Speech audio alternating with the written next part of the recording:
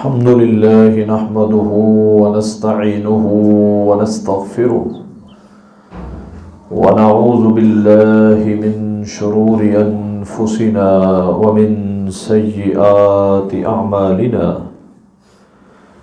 من يهده الله فلا مضل له ومن يضلل فلا هادي له أشهد أن لا إله إلا الله وحده لا شريك له وأشهد أن محمدا عبده ورسوله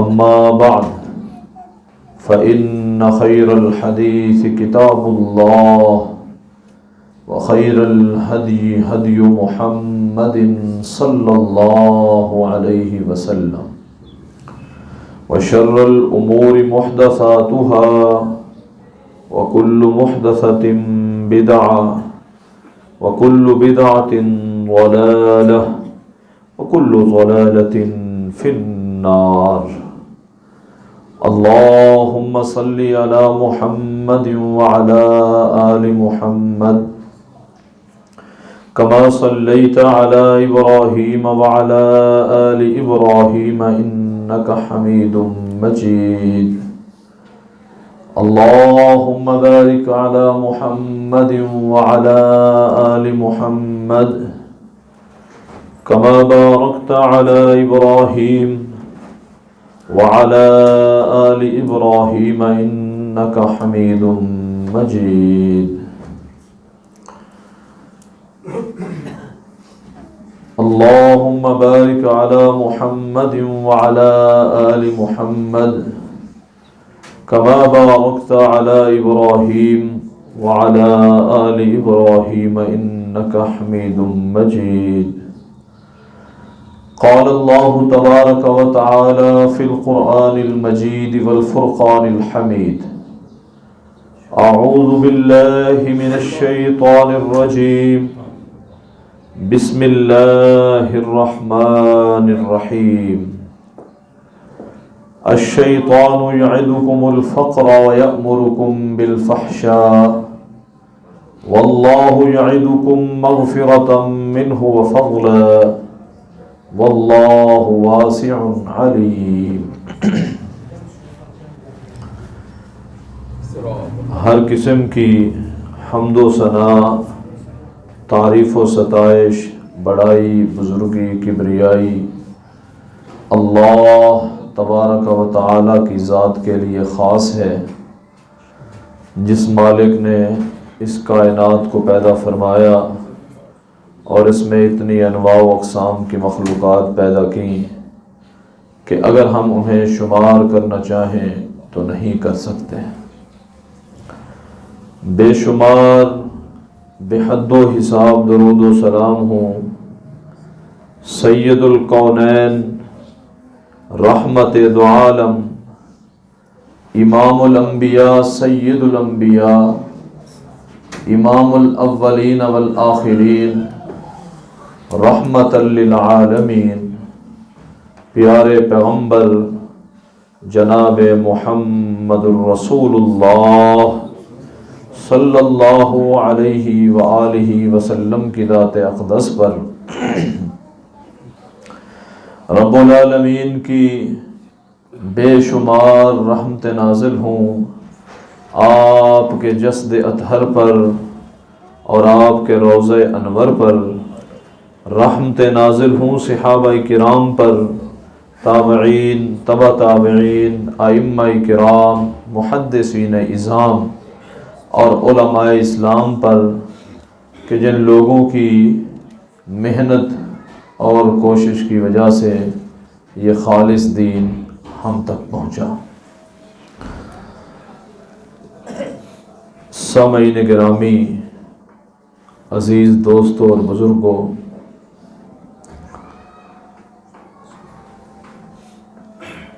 غربت اور افلاس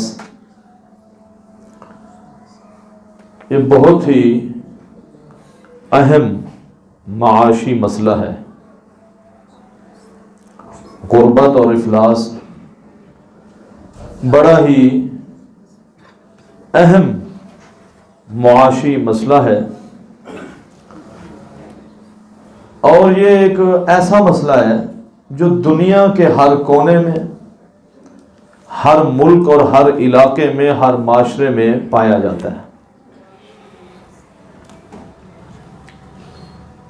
یہ ایک اور بات ہے کہ اس غربت کی جو شرح ہے وہ مختلف ممالک میں کہیں کم ہے، کہیں زیادہ ہے، لیکن غربت ضرور موجود ہے۔ یہ نہیں ہے کہ کوئی ایسا خطہ ہے جہاں پر سب لوگ ایک جیسے ہیں، کوئی بہت زیادہ مالدار ہے اور کوئی بہت زیادہ کمزور ہے، غربت کا شکار ہے۔ تو غربت اور افلاس کو اردو میں تنگ دستی،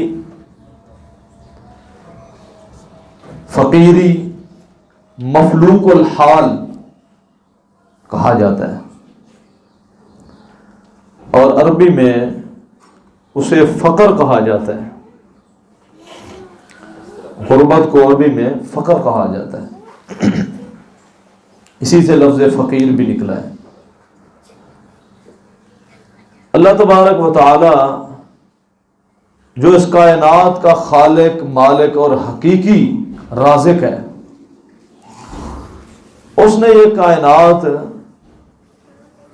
آزمائش کی جگہ بنائی ہے۔ اس دنیا میں ہر شخص کسی نہ کسی صورت میں کسی نہ کسی امتحان سے گزر رہا ہوتا ہے، کیونکہ یہ دنیا کی زندگی جو ہے یہ ایک مہلت ہے، اور یہ گویا کہ امتحان گاہ ہے، یہاں پر امتحان ہوتے رہتے ہیں۔ تو انہی امتحانات میں سے ایک امتحان غربت بھی ہے، افلاس بھی ہے، وہ بھی ایک بہت بڑا امتحان ہے۔ عمومی تاثر یہ ہے کہ غربت اور افلاس بہت تکلیف دہ چیز ہے۔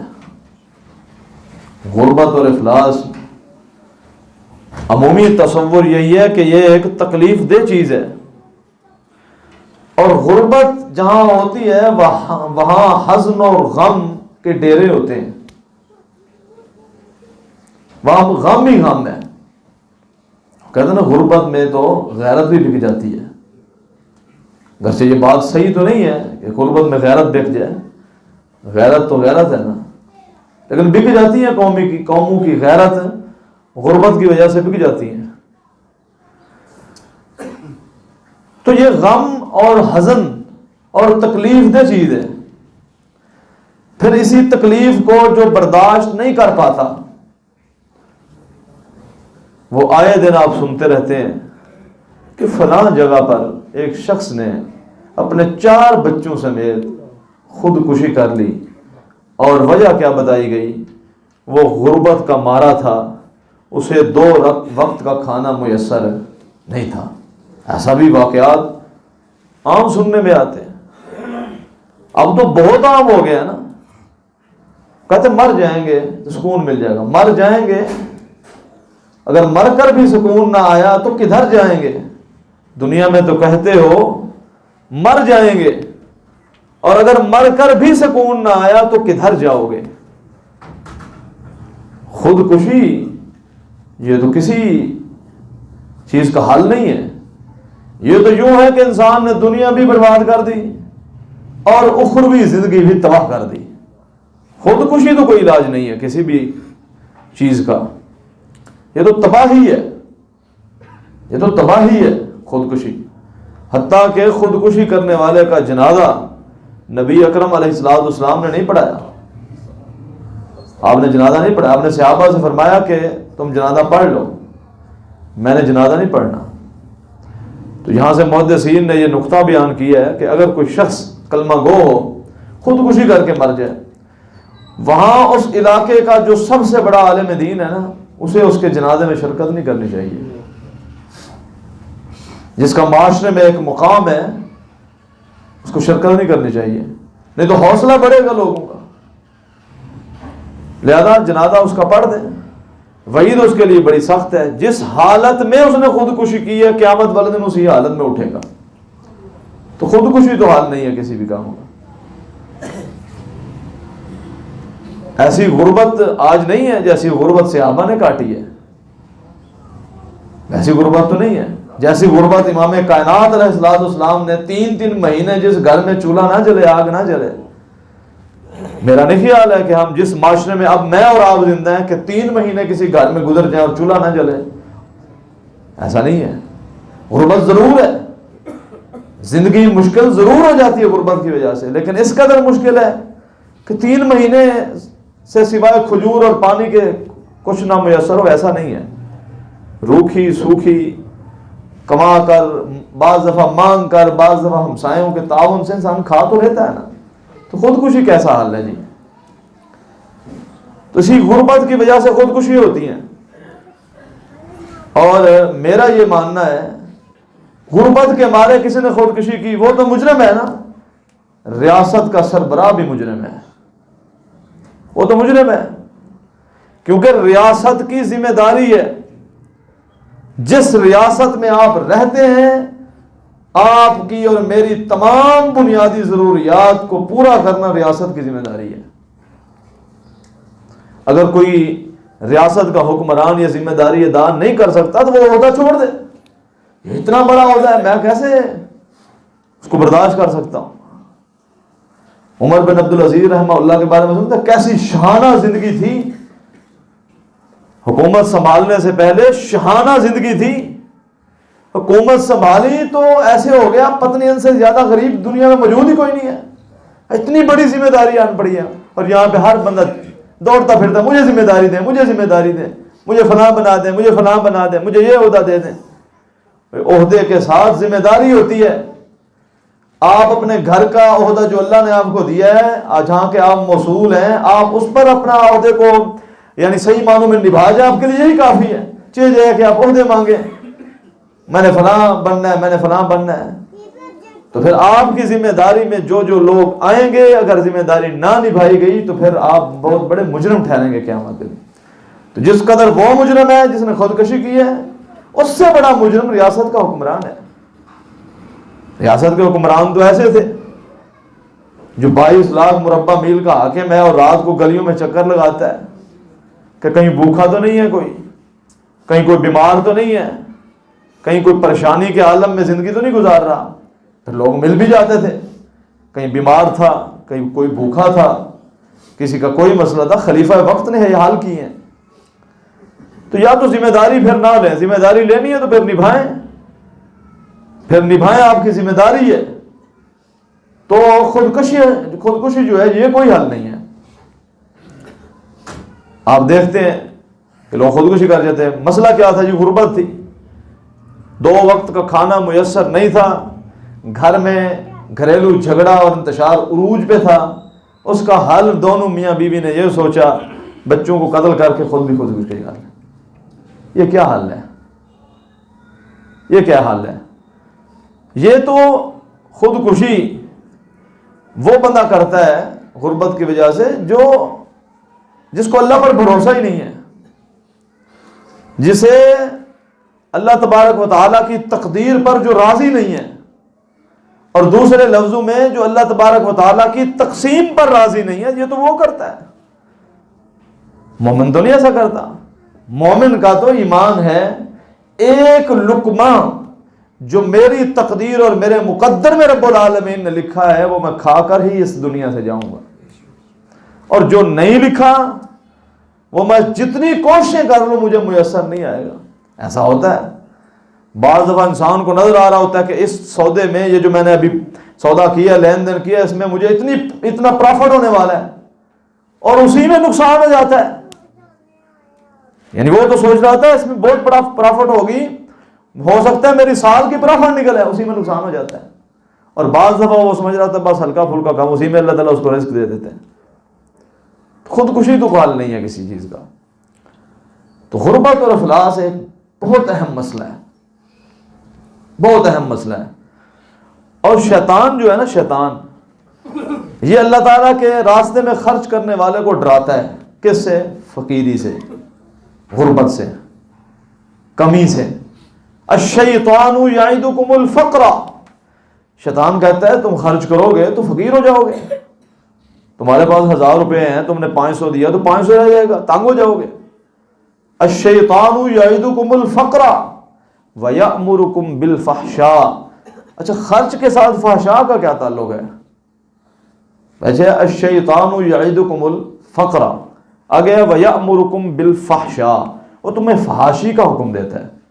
خرچ اور فحاشی دونوں باتیں سمجھ نہیں آتی، دو معنی ہیں۔ ایک تو ہے کہ وہ فحاشی پر تم سے خرچ کرواتا ہے، دوسرا معنی یہ ہے کہ اللہ کے راستے میں نہ خرچ کرنا یہ بھی فحاشی کی ایک قسم ہے، یہ بھی معنی ہے۔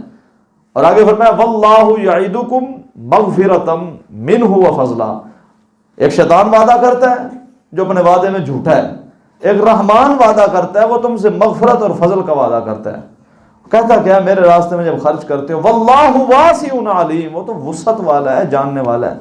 یہ کیسے ہو سکتا ہے کہ انسان اللہ کے راستے میں خرچ کرتا ہو اور پھر وہ یعنی مفروق الحالی کی زندگی گزارے؟ ایسا ہو نہیں سکتا۔ یعنی خرچ کرنے والے کو کبھی ایسے ہاتھ پھیلاتے ہوئے نہیں دیکھیں گے آپ، جو اللہ کے راستے میں خرچ کرتا رہتا ہے۔ تو شیطان یہ بھرتا ہے۔ اب ذرا آئیں، غربت ہے کیا؟ غربت کی تعریف کیا ہے؟ غربت کی تعریف یہ ہے کہ ایک شخص، ہر وہ شخص جس کی بنیادی ضروریات، جس میں روٹی، کپڑا، مکان یعنی کھانا پینا، مکان، رہائش، تعلیم اور علاج، یہ ایک انسان کی بنیادی ضروریات ہیں۔ جو شخص اپنی استطاعت کے مطابق محنت مزدوری کرتا ہے اور اس کے باوجود بھی وہ اپنی ان بنیادی ضروریات کو پورا نہیں کر پاتا، ان کو پورا کرنے کے لیے اسے کسی کا سہارا لینا پڑتا ہے، تو سمجھ لیں یہ شخص غربت کا مارا ہے، اگرچہ وہ کتنا سفید پوش کیوں نہ ہو۔ ان 2 سالوں میں نا، یہ جو کرونا کے 2 سال گزرے ہیں، جتنے سفید پوش لوگ پریشان ہوئے ہیں نا، اتنے فقراء نہیں ہوئے۔ جتنا سفید پوش جنہیں دیکھنے والا یہ سمجھتا ہے یہ تو بڑے مالدار ہیں، بظاہر ایسے لگتا ہے ان کا تو اپنا کاروبار ہے، جتنا وہ پریشان ہوئے ہیں نا، فقراء نہیں ہوئے۔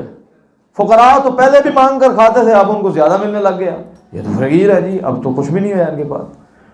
اور جو سفید پوش لوگ تھے وہ کیسے ہاتھ پھیلائیں، عزت نفس کیسے مجروح کریں؟ قرآن کہتا ہے تعرفہم بسیماہم لا یسألون الناس الحافا، تم انہیں ان کے چہروں سے پہچان سکتے ہو، وہ چمٹ کر سوال نہیں کرتے، پہچانو تم۔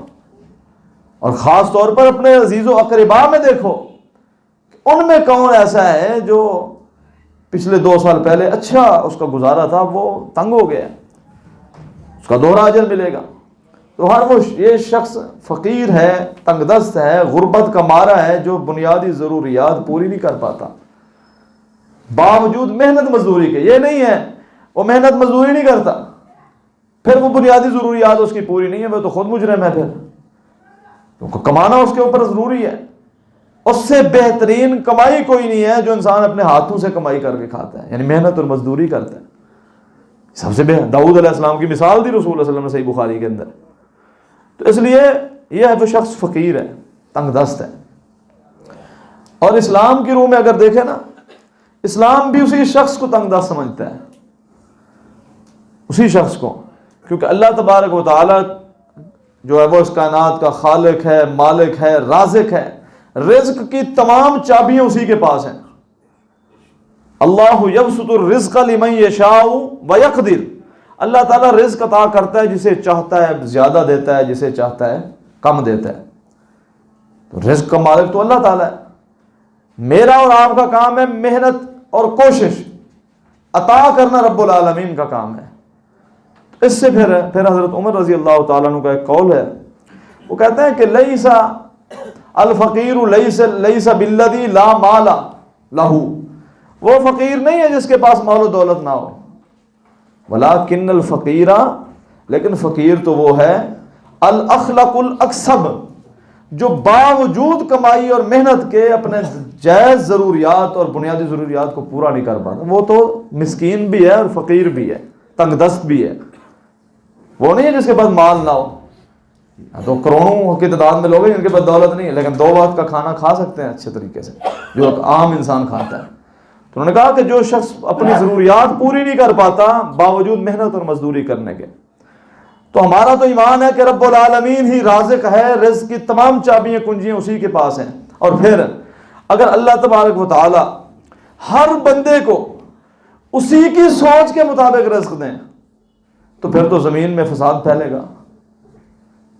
اللہ تبارک و تعالی ہر بندے کو اس کی سوچ کے مطابق رزق دیں جو کہ اس کے لیے مشکل نہیں ہے.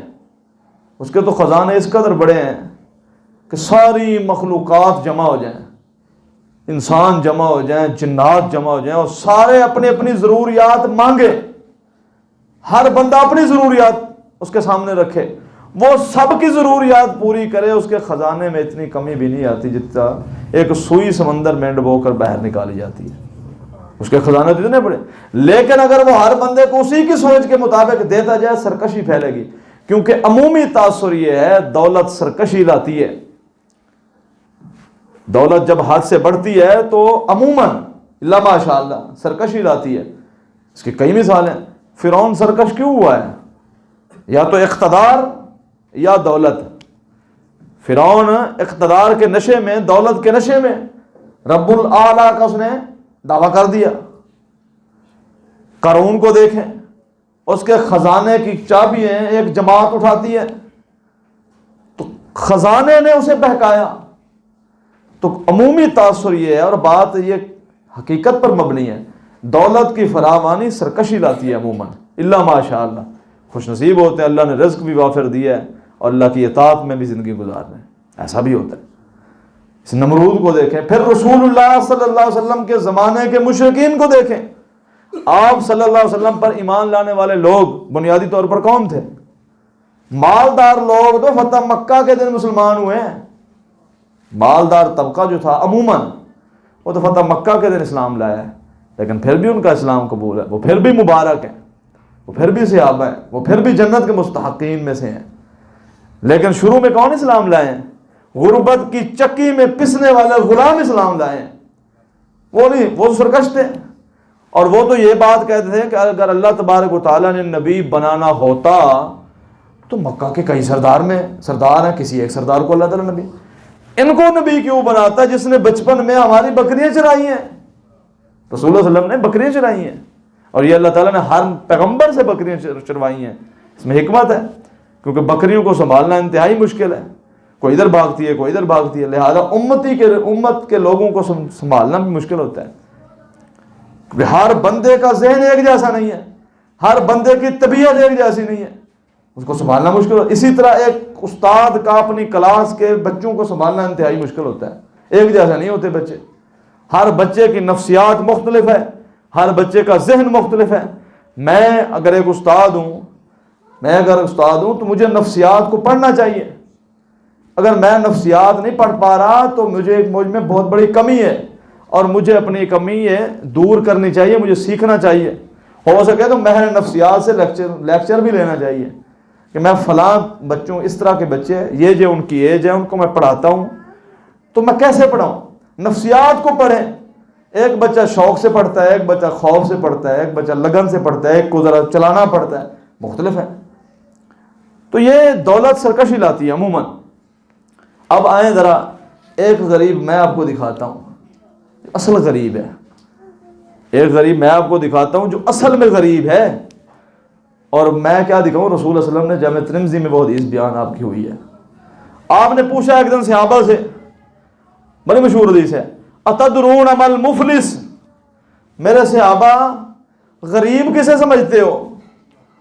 تنگ دست کسے سمجھتے ہو؟ فقیر کسے سمجھتے ہو؟ صحابہ نے ہمارے جیسا جواب دیا، المفلس فینا من لا درہم ولا متاع. آقا علیہ الصلوۃ والسلام سے عرض کرنے لگے، اللہ کے رسول صلی اللہ علیہ وسلم، ہم میں تو فقیر وہ ہے جس کے پاس نہ درہم ہے، نہ دینار ہے، نہ روپیہ ہے، نہ پیسہ ہے، نہ متاع ہے، نہ سامان ہے۔ ہم نے بھی یہی جواب دینا تھا، ہمارے ہاں بھی تو غریب کا تصور یہی ہے۔ آپ نے فرمایا نہیں، اصل غریب وہ ہے جو آگے بیان ہو رہا ہے۔ یہ جو پیچھے غربت کی بات کی ہے نا، یہ تو معمولی سی بات ہے اور محدود سی بات۔ دنیا محدود ہے، دنیا کی زندگی محدود ہے، اگر غربت کاٹ رہی ہے یہ بھی محدود ہے۔ اصل غربت کا آغاز تو آگے ہونے والا ہے۔ المفلس من امتی من یاتی یوم القیامت بصیامہ وصلاتہ وزکاتہ۔ آپ نے فرمایا در حقیقت اصل فقیر اور تنگ دست اور غریب وہ انسان ہے میری امت کا جو نمازی ہوگا، جو نمازی ہوگا، جو روزے کا رکھنے والا ہوگا، روزوں کی پابندی کرنے والا ہوگا، زکوٰۃ دینے والا ہوگا، یہ غریب ہے۔ اب یہ غریب کیسے ہے؟ قد شتم ھذا وقذف ھذا واکل مال ھذا وسفک دم ھذا۔ یہ نماز پڑھتا ہے، روزے بھی رکھتا ہے، زکوٰۃ بھی دیتا ہے، بظاہراً دین پر عمل کرتا ہے، اب کرتا کیا ہے ساتھ ساتھ؟ قد شتم ھذا، کسی کو گالیاں دیتا ہے، کسی کو گالی۔ اب غریب یہ ہے جس طرح میں نے آپ کو لانا تھا، قد شتم ھذا، یہ گالیاں دیتا ہے۔ اب ذرا اپنے اپنے گریبانوں میں جھانکیں، کہیں میں تو گالیاں نہیں دیتا، آپ تو گالیاں نہیں دیتے۔ اگر گالیاں دیتے ہیں تو پھر غریب، میں بھی غریب ہوں، آپ بھی غریب ہیں، اور وہ غربت ہے جو ختم نہیں ہونے والی، یہ تو ختم ہو جائے گی جب اللہ چاہے گا، دنیا کی غربت مٹا دیتا ہے۔ ایسے ایسے لوگ جو کل تک کچھ بھی نہیں تھا آج اتنے اتنے مالدار بن گئے ہیں، اور سارے چوری کر کے نہیں بنے، یہ بھی یاد رکھیں۔ ہر بندے کے بارے میں یہ تصور ہے اس نے چوری کی ہوگی، جھوٹ، اس نے فراڈ کیا ہوگا، ایسا ہوتا ہے، لیکن ہر بندہ ایسا تو نہیں ہے۔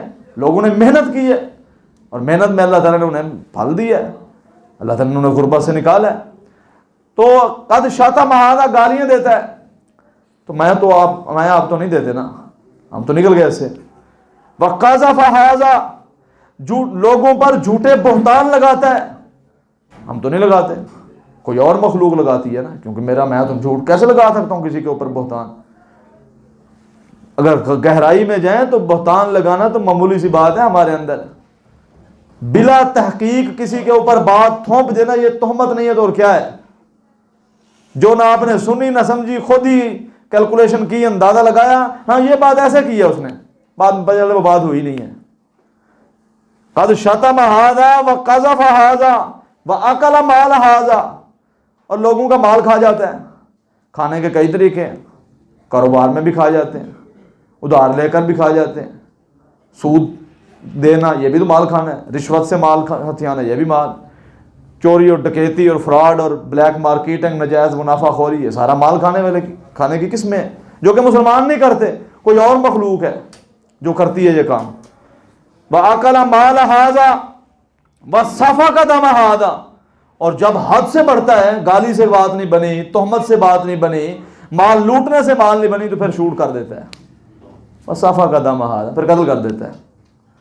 تینوں کام پہلے کرتا ہے، گالی دیتا ہے، کام نہیں بنا، سکون نہیں پہنچا نا دل کو، تسکین نہیں ملی، تہمت لگائی، پھر بھی کسی کی ترقی نہیں رکی، وہ جاری ہے، پھر اس نے اس پر تہمتیں لگائیں، اس کا مال ہتھیانے کی کوشش کی، اسے پرواہ نہیں تھی، اس نے کہا کچھ بھی نہیں ہوتا، بس صفا کا دم ہاتھ، پھر اس نے خون ہی بہا دیا، قتل کر دیا۔ آپ نے فرمایا یہ غریب ہے۔ اب یہ قیامت والے دن پیش ہو گیا ہے، اپنی نیکیاں ساتھ لایا ہے، اپنے جرائم کے دفتر بھی ساتھ لایا ہے، اور لائن لگ چکی ہے، کیونکہ ترازو قائم ہو چکا ہے انصاف والا، دنیا میں رشوت دے کر، ججوں کو خرید کر، دباؤ ڈال کر، پیسے لگا کر بچ جاتا ہے نا انسان مقدمے سے، پتہ ہوتا ہے جھوٹا ہے پھر بھی بچ جاتا ہے، اب انصاف ہو رہا ہے اور حقدار کھڑے ہوئے ہیں۔ جی مجھے گالی دی تھی، اللہ فرمائیں گے نیکی اس کو دے دو۔ جی آپ کیسے مجھ پر تہمت لگائی تھی، تو میں اس کی نیکی اس کو دے دو۔ آپ کیوں آئے ہیں؟ میرا مال ہتھیایا تھا اس نے، امانت دی تھی کھا گیا، کاروبار میں دھوکہ دے گیا، اس کی نیکیاں اس کو دے دو۔ آپ کیوں آئے ہیں؟ میرا خون بہایا، مجھے قتل کیا دنیا میں، اس کی نیکیاں اس کو دے دو۔ دیتے دیتے دیتے جو حاجی اور نمازی صاحب تشریف لائے تھے وہ خالی ہو گئے ہیں، سارا دامن نیکیوں سے خالی ہو گیا۔ بھائی لائن تو بڑی لمبی کھڑی ہوئی ہے، اب کیا ہوگا؟ اب اس سے زیادہ بھیانک کام آنے والا ہے۔ اللہ تعالیٰ فرمائیں گے اب کیا ہے؟ فرشتے کہیں گے اللہ اس کی نیکیاں ختم ہو گئی ہیں، یہ تو ساری نیکیاں دوسروں کو دے بیٹھا ہے لیکن حقدار کھڑے ہوئے ہیں، اب ان کو کیا کریں؟ اللہ تعالیٰ فرمائیں گے وہ بھی تو انسان تھے نا، ذرا ان کے نامہ اعمال کو دیکھو۔ ان کے نامہ اعمال کو دیکھا جائے گا، جی رب العالمین کو بتایا، اللہ رب العالمین جو کہ عالم الغیب ہے، فرشتے عرض کریں گے ان کے بھی گناہ ہیں۔ اللہ فرمائیں گے ان کے کیے گناہ، اس نے جھوٹ بولا ہے اس کا گناہ ادھر ڈالو، اس نے چوری کی ہے گناہ ادھر ڈالو، اس نے دھوکہ دیا ہے گناہ ادھر ڈالو، جو جو گناہ انہوں نے کیے ہیں سارے گناہ اس کے کھاتے میں ڈالو، ثم طرح فی النار، پھر سے جہنم کا ایندھن بنا دو۔ اصل غریب یہ انسان ہے، اصل غریب اور فقیر یہ ہے۔ یہ دنیا کی جو غربت اور فقیری ہے یہ عارضی ہے، اصل فقیری یہ ہے۔ کہیں ایسا نہ ہو نمازیں میں پڑھتا ہوں، روزے میں رکھتا ہوں، زکوٰۃ میں ادا کروں، حج اور عمرے میں کروں، اللہ کی عبادت میں کروں، اور میری ساری نیکیاں میرے اپنے ہی ریلیٹیو اور رشتہ دار اور قریبی عزیز لے جائیں کیونکہ میں نے ان کے حق دبائے ہوئے ہیں۔ کہیں ایسا نہ ہو، اگر ایسا ہوا ہے اس سے بڑا غریب انسان کوئی نہیں ہے دنیا میں، اس سے بڑا غریب انسان کیوں نہیں ہے؟ اصل مسکین غریب یہ ہے۔ غربت کا اصل تصور جس دن یہ پیدا ہو گیا نا، یہ دوسری غربت خود مٹنا شروع ہو جائے گی۔ یہ جو دوسری جو غربت دنیاوی غربت ہے وہ بھی مٹ جائے گی جب یہ تصور پیدا ہوگا کہ ایک پیشی ہونے والی ہے، وہ تصور ہی نہیں ہے۔ پھر آگے ہیں، ہر جگہ مال جو ہے نا، مال اور دولت یہ نجات کے لیے کافی نہیں ہے۔ ہر جگہ مال اور دولت خرچ کرنا نجات کے لیے کافی نہیں ہے۔ وہ بڑی مشہور حدیث ہے، کئی دفعہ آپ نے سنی ہے، صحیح بخاری میں بھی ہے، باقی حدیث کی کتب بھی موجود ہے۔ رسول اللہ علیہ وسلم کو بتایا کہ ایک عورت ہے اور ایک حدیث میں ایک مرد ہے، دونوں روایتیں صحیح ہیں۔ ایک عورت ہے بڑی نمازیں پڑھتی ہے، نوافل کی پابندی کرتی ہے، صدقہ و خیرات کرتی ہے، نفلی روزے رکھتی ہے، گویا کہ ایک نیک خاتون ہے۔ آپ سنتے رہے، بعد میں بتایا کہ ہمسائے بڑے تنگ ہیں، ہمسائے اس کی زبان سے بڑے تنگ ہیں۔ آپ نے فرمایا ہی فی النار، باوجود اپنے نیک اعمال کے جہنم میں جائے گی۔ وہ ایک مال خرچ کر رہی تھی لیکن مال خرچ کرنا اسے فائدہ نہیں دیا، جب تک اخلاقیات ہی بہتر نہ ہوئے تو عبادت کس کام کی آئی ہے اسے۔ پھر بتایا کہ ایک خاتون اور بھی ہے، کسی اور محلے میں رہتی ہے، فرض پڑھ لیتی ہے، نوافل کوئی نہیں پڑھتی، فرضی روزے رکھتی ہے، نفلی روزے نہیں رکھتی، صدقہ خیرات بیچاری جتنی توفیق ہو کبھی دے دیتی ہے، لیکن ایک صفت اس کے اندر ایسی ہے، ہمسائے سے جب جا کر پوچھو تو اس کی تعریف ہی کرتے ہیں۔ اس کے ہاتھ سے، اس کے زبان سے ہم بالکل محفوظ ہیں۔ جس کے ہمسائے اس کی حفاظت کی، زبان کی حفاظت کی گارنٹی دے دیں، نبی مکرم علیہ الصلوۃ والسلام نے اسے جنت کی گارنٹی دی۔ آپ نے کہا ہی فی الجنہ، یہ تو جنتی ہے، یہ تو جنتی ہے۔ تو گویا کہ مال و دولت کا خرچ کرنا بھی بعض دفعہ نجات نہیں دے پاتا، اللہ کے راستے میں خرچ کرنا میں بتا رہا ہوں۔ اب ایک اور حدیث سنیں، اور اس میں کیا ہے کہ کبھی مال و دولت فتنہ بن جاتا ہے اور مال و دولت کا نہ ہونا اس کے لیے بہتر ہوتا ہے۔ اور یہ ایک حدیث ہے کہ ابو عبیدہ بن جراح رضی اللہ تعالیٰ عنہ بحرین سے جزیہ لے کر آئے، بحرین سے جزیہ لائے کافی زیادہ، تو لا کر مسجد نبی میں رکھ دیا۔ نماز فجر آپ نے پڑھائی، نماز فجر کے بعد انصار مدینہ آپ کے سامنے آ کر بیٹھ گئے۔ تو آپ نے پوچھا مجھے لگتا ہے تمہیں پتہ چل گیا ہے کہ جزیہ آیا ہے بحرین سے؟ انہوں نے کہا جی ہمیں تو پتہ ہے، ہاں اس لیے تو ہم آئے ہیں۔ تو آپ نے فرمایا کہ تم خوش ہوئے ہو کہ جزیہ آ گیا؟ جی خوشی ہوئی ہے۔ تو رسول اللہ صلی اللہ علیہ وسلم نے فرمایا مجھے تم پر فقیری کا ڈر ہی نہیں ہے، مجھے تم پر فقیری کا کوئی ڈر ہی نہیں ہے کہ تم فقیر ہو جاؤ گے۔ مجھے تو ڈر اس بات کا ہے کہ جس طرح پہلے لوگ مال کی فراوانی میں پڑھ کر تنافسونا کما تنافسوہا کما تنافسوہا، جس طرح انہوں نے مقابلے بازی شروع کی پیسے اور دولت سمیٹنے میں، کہیں ایسا نہ کرنے لگ جاؤ، اور جس طرح وہ ہلاک ہو گئے تھے تم بھی کہیں تباہ نہ ہو، برباد نہ ہو جانا۔ انصار مدینہ فوراً پیچھے ہٹ گئے، رسول ہمیں نہیں چاہیے۔ اگر یہ بات ہے کہ یہ مال قیامت والے دن ہمارے لیے وبال جان بن سکتا ہے، ہمیں نہیں چاہیے، پیچھے ہٹ کے۔ گویا کہ بعض دفعہ مال جو ہے نا وہ نہ ہونا انسان کے لیے فائدہ مند ثابت ہوتا ہے، کیونکہ فراغت ملے گی، وہ اللہ کی عبادت کر سکتا ہے۔ اور بعض دفعہ ایسا پھنس جاتا ہے، نکلنا چاہتا ہے نکل نہیں سکتا، عبادت کرنا چاہتا ہے اس کے پاس وقت ہی نہیں ہوتا۔ کئی لوگوں کو آپ دیکھتے نہیں، وہ یار وقت ہی کر صاحب ٹائم نہیں ملتا، اب ٹائم کدھر گیا اسی مال کمانے کے چکر میں۔ اللہ تعالیٰ فرماتا ہے الہاکم التکاثر، تمہیں کثرت نے ہی ہلاک کی ہے، حتیٰ زرتم قبر تک جا پہنچے ہو پھر بھی یہ پیٹ نہیں بھرا. اسی آگے حدیث ہے رسول اللہ صلی اللہ علیہ وسلم نے فرمایا ایک آدم کے بیٹے کے پاس سونے کی ایک وادی ہو, پھر وہ کہتا ہے دوسری ہو, پھر دوسری ہو جائے کہتا ہے تیسری ہو, ایک کارخانے سے دوسرا, دوسرے سے تیسرا, تیسرے سے چوتھا. فرمایا جو قبر کی مٹی ہے نا اس کا پیٹ صرف یہ بھر سکتی ہے. کھانی اس نے 2 روٹیاں ہیں, کارخانے 100 بھی بنا لے, پوری دنیا پر قبضہ کر لے, روٹیاں 2 ہی کھانی ہیں, کھانا 2 ٹائم ہی کھانا ہے, 3 ٹائم کھا لے گا لیکن اس کا پیٹ نہیں بھرے گا. تو کثرت مال نے برباد کی ہے. تو ایسا مال جو انسان کو اللہ کی سے ہٹا دے اور بغاوت تک لے ہے وہ تو واقعی بربادی کا سبب ہے. اور فقراء اور مساکین کی فضیلت کیا ہے؟ رسول اللہ صلی اللہ علیہ وسلم نے فرمایا ایک حدیث میں 500 سال پہلے فقراء امیر لوگوں سے پہلے جنت میں جائیں گے. 500 سال پہلے. اب اندازہ لگانے 500 سال پہلے ہی جنت میں چلے گئے. رسول اللہ صلی اللہ علیہ وسلم فرمایا کرتا اللہم احینی فی المساکین وامتنی فی المساکین. اللہ مجھے زندہ رکھ تو مساکین میں, مجھے دنیا سے لے جا تو مساکین میں, کل قیامت والے دن میرے ساتھی بنا تو مساکین کو.